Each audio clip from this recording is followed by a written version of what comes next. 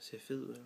Ja, det gør det. Hvis jeg tager håret op, så kan det være, det bliver... Ja, det er bedre måske. Så bliver jeg ikke så rundt i hovedet.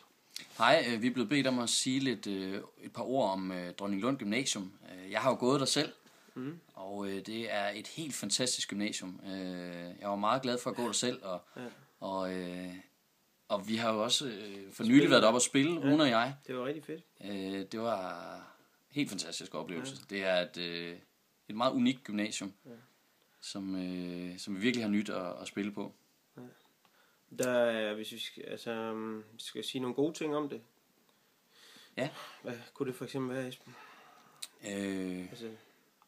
Der er gratis mad hver dag. Nej, det er der ikke. Er ikke det? Nej. Nå, okay. Det var der sgu i Skive, der hvor jeg gik.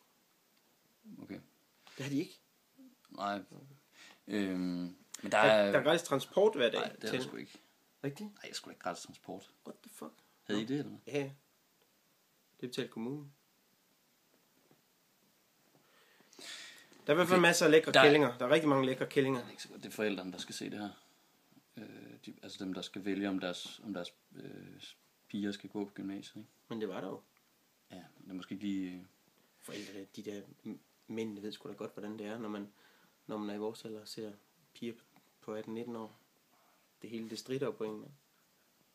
Der er idræt, der er god idræts, der er gode idrætsfaciliteter og musik. Og gratis kællinger. Er det for meget? Ja, jeg tror ikke, det er lige det, man... Så fædrene der, de ved godt, hvad det er. Det er i hvert fald... Så afslut selv. Det er i hvert fald... Det er virkelig godt. Så gør det. Vil du med?